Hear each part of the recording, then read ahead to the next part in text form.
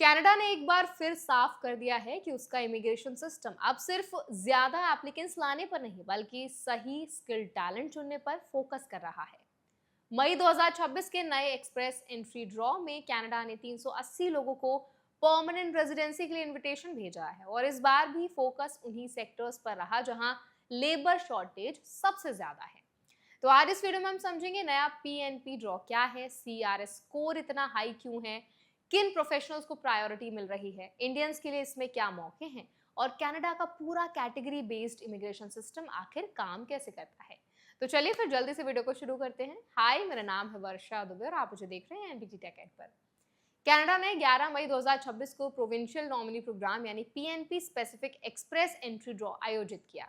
इस ड्रॉ में 380 invitations to apply यानी आईटीएस जारी किए गए।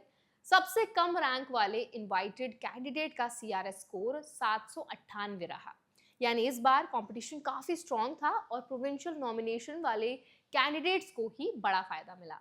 अब यहाँ सबसे जरूरी बात समझने वाली ये है कि कनाडा अब सिर्फ जनरल इमिग्रेशन नहीं ला रहा या नहीं करना चाहता बल्कि टारगेटेड इमिग्रेशन मॉडल पर काम कर रहा है। मतलब जिन सेक्टर्स में वर्कर्स की कमी है उन्हीं फील्ड्स के स्किल्ड प्रोफेशनल्स को प्रायोरिटी दी जा रही है।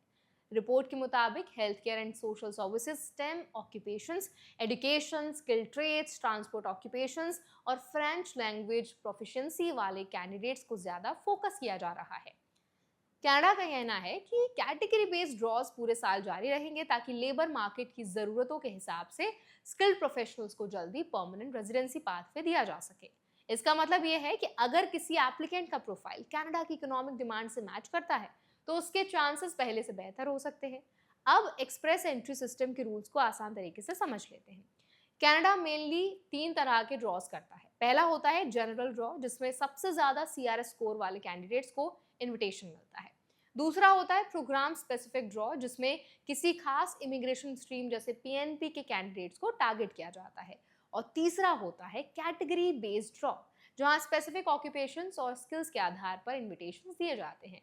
यहाँ एक इंपॉर्टेंट रूल ये भी है कि किसी भी एप्लीकेंट को पहले उन इमिग्रेशन प्रोग्राम्स में एलिजिबल होना जरूरी है जो एक्सप्रेस एंट्री सिस्टम के अंदर आते हैं। उसके बाद ही कैंडिडेट एक्सप्रेस एंट्री पूल में शामिल हो सकता है और इन्विटेशन के लिए कंसिडर किया जाता है।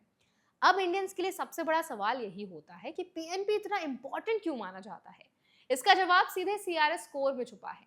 प्रोविंशियल नॉमिनेशन मिलने के बाद कैंडिडेट के सीआरएस पॉइंट्स काफी बढ़ जाते हैं, जिससे परमानेंट रेजिडेंसी इनविटेशन मिलने की पॉसिबिलिटी बहुत ज्यादा हो जाती है। इसी वजह से कनाडा अभी भी प्रोविंशियल नॉमिनीज को स्ट्रांगली प्रायोरिटी दे रहा है। रिपोर्ट में साफ कहा गया है कि प्रोविंशियल या टेरिटोरियल नॉमिनेशन वाले कैंडिडेट्स को आगे भी जनरल और पीएनपी स्पेसिफिक दोनों तरह के ड्रॉज में इनविटेशंस मिलते रहेंगे। यानी कनाडा प्रोविंसेस की लेबर नीड्स के हिसाब से स्किल्ड वर्कर्स को सिलेक्ट करने की स्ट्रैटेजी पर लगातार काम कर रहा है। अब इंडियंस को यहाँ सबसे ज्यादा ध्यान देना जो है जिन बातों पर, वो ये है कि अगर कोई candidate health care, STEM, skill trades, transport या एजुकेशन फील्ड में एक्सपीरियंस रखता है उसके लिए कैटेगरी बेस्ड ड्रॉज फ्यूचर में बड़ा मौका बन सकते हैं। दूसरी है बात फ्रेंच लैंग्वेज प्रोफिशिएंसी है। कनाडा लगातार फ्रेंच स्पीकिंग स्किल्ड वर्कर्स को भी प्रायोरिटी दे रहा है, इसीलिए language skills future immigration profile को बहुत मजबूत बना सकती हैं।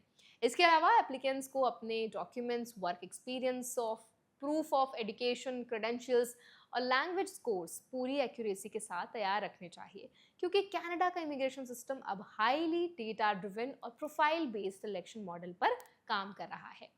छोटी इनकंसिस्टेंसीज भी प्रोफाइल, रैंकिंग और एलिजिबिलिटी पर असर डाल सकती हैं।